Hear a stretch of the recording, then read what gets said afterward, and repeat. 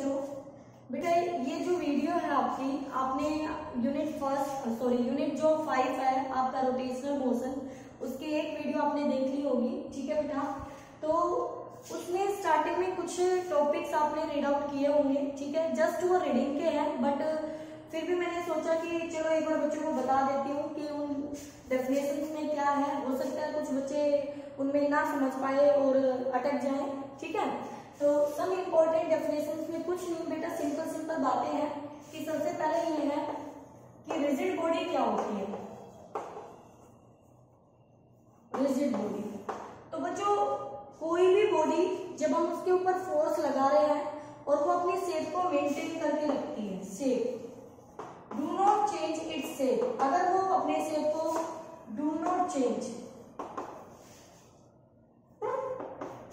ठीक है, जब बाहर से कोई एक्सटर्नल फोर्स लगता है और बॉडी अपनी शेप को चेंज नहीं करती है तो वो बॉडी रिजिड बॉडी कहलाती है।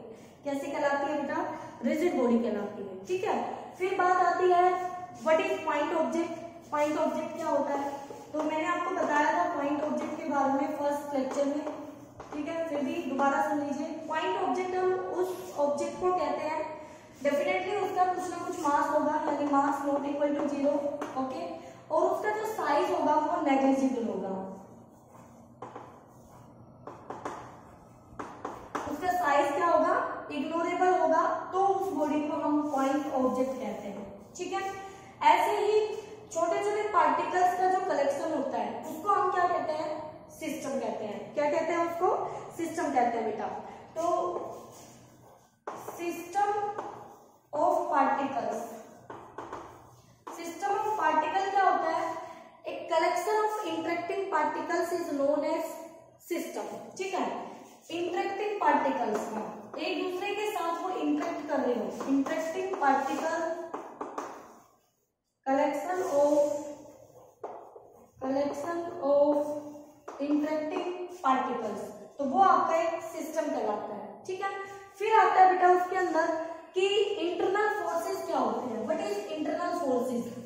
एक सिस्टम के अंदर जो इंटरेक्टिंग पार्टिकल्स है तो वो एक दूसरे के ऊपर जो फोर्स लगा रहे हैं वो फोर्स उनका इंटरनल फोर्स कहलाता है।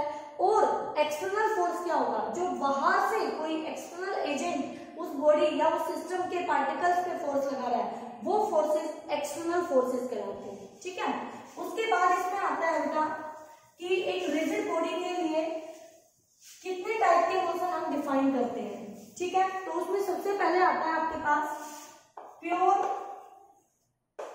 ट्रांसलेशनल मोशन, फिर आता है pure rotational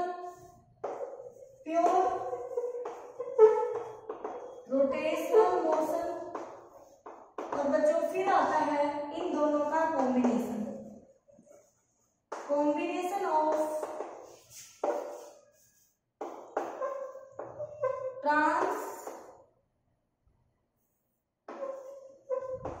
translational motion and rotation. अब देख लीजिए इनमें क्या क्या डिफरेंस है, ठीक है।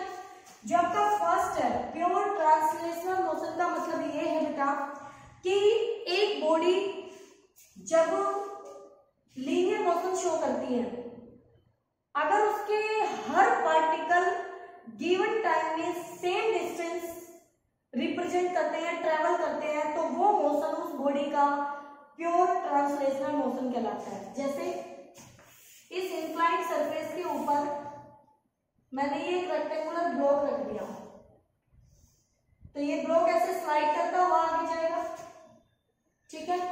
कुछ देर बाद ये ब्लॉक यहां से यहां पहुंच गया, तो अगर इसका ये वाला पार्टिकल मुझे देखना है, ये वाला पार्टिकल मुझे देखना है, ये वाला पार्टिकल मुझे देखना है, तो इन सभी का गिवन टाइम में जो इनका डिस्टेंस होगा वो हमें इक्वल मिलेगा। यानी ये जो दूरी मैं आपको रिप्रेजेंट कर रही हूं ये सारी दूरी होगी इक्वल होगी, ठीक है। तभी उस बॉडी का जो मोशन होगा वो ट्रांसलेशनल मोशन कहलाएगा। तो उस बॉडी के हर पार्टिकल एक सेम टाइम में सेम डिस्टेंस ट्रेवल करेंगे। ओके बेटा, फिर आता है प्योर रोटेशनल मोशन। रोटेशन आपको पता है किसी फिक्स एक्सिस के अबाउट बॉडी का घूमना। तो ये कहता है कि जब हमारे पास कोई भी बॉडी है और वो बॉडी एक एक्सिस के अबाउट घूम रही है, तो उस बॉडी के हर पार्टिकल उसी एक्सिस के अबाउट घूम रहे होंगे अपने डिफरेंट सर्कल बनाते हुए। कैसे, देखिए ये कोई भी मैंने एक इररेगुलर शेप की बॉडी ले ली और ये उसकी एक्सिस ऑफ रोटेशन है, ओमेगा उसकी एंगुलर वेलोसिटी है।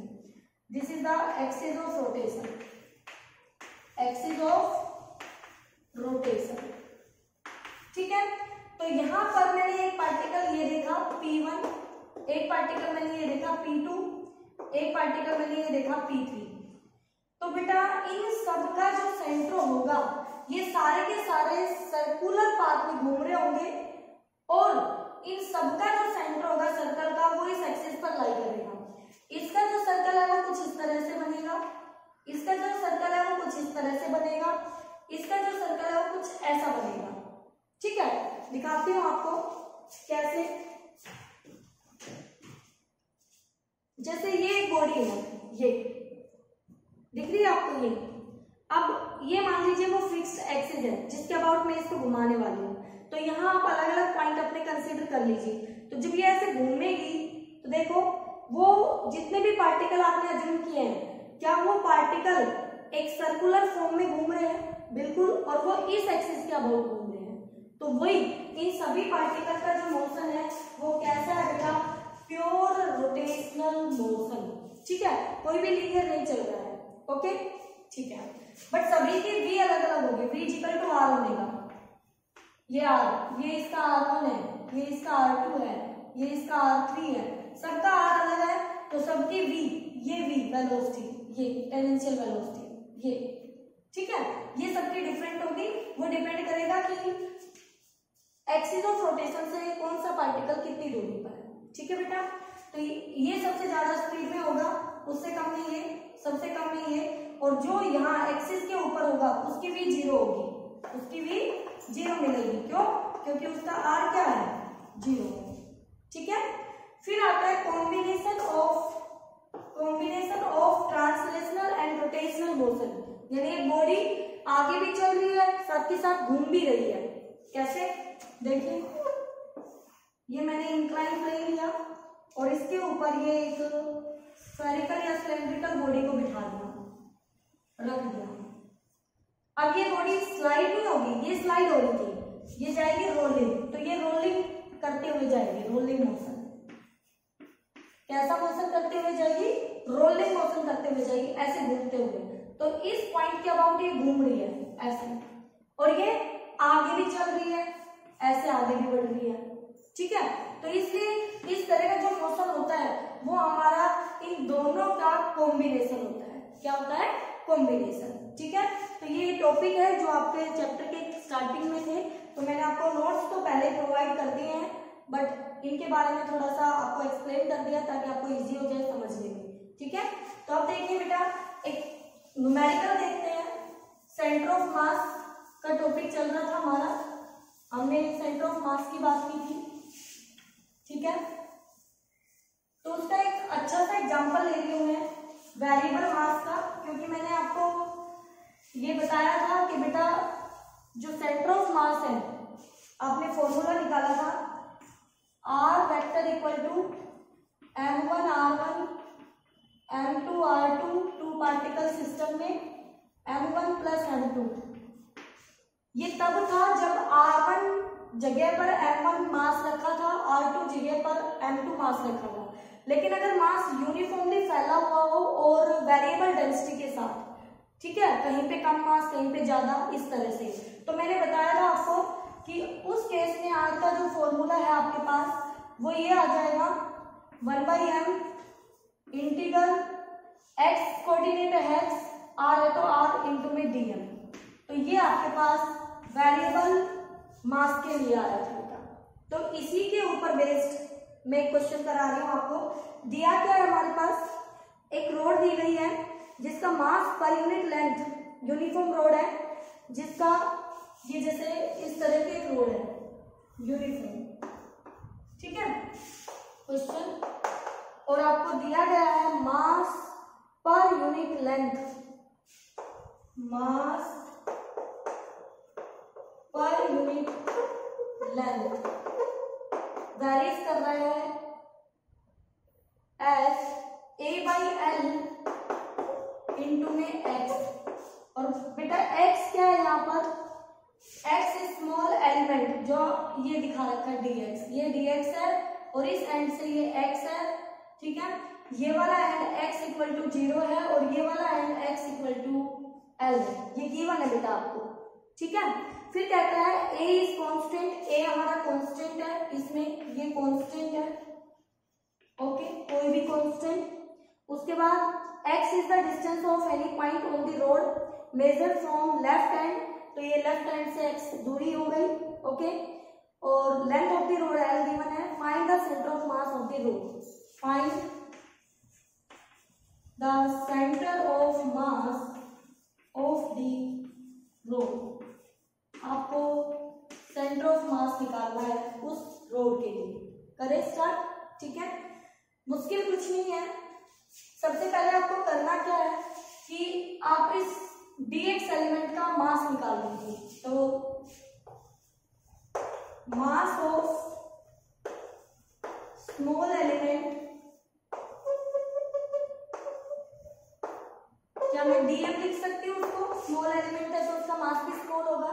मास पर यूनिट लेंथ मेरे पास है, जितनी लेंथ का चाहिए क्या उससे मल्टीप्लाई कर दूं। बेटा अगर 1 मीटर का मास 10 ग्राम है तो 10 मीटर का मास कितना होगा, 10 इंटू में 10 ग्राम, ऐसे करते हैं ना। तो यूनिट लेंथ का पता है और जितनी लेंथ का पता करना है उसको उससे मल्टीप्लाई कर दो, तो यूनिट लेंथ का है A/L इंटू में x, और मुझे कितनी लेंथ का पता करना है, मुझे पता करना है dx का, ठीक है, स्मॉल एलिमेंट का, तो इंटू में dx, ये मुझे मास मिल गया इसका, ओके। उसके बाद क्या सेंटर ऑफ मास के लिए, अच्छा पोजीशन के लिए उसका x कोऑर्डिनेट आपको निकालना है, ठीक है, सेंटर ऑफ मास ये देखिए, तो बताइए देयरफॉर क्या x सेंटर ऑफ मास आपको पता करना है, तो उसको हम कैसे लिखेंगे, इंटीग्रेशन दूरी x मास dm अपॉन में इंटीग्रेशन टोटल मास dm, ठीक है बेटा। x कहां से कहां तक है, 0 से l तक, 0 से l तक।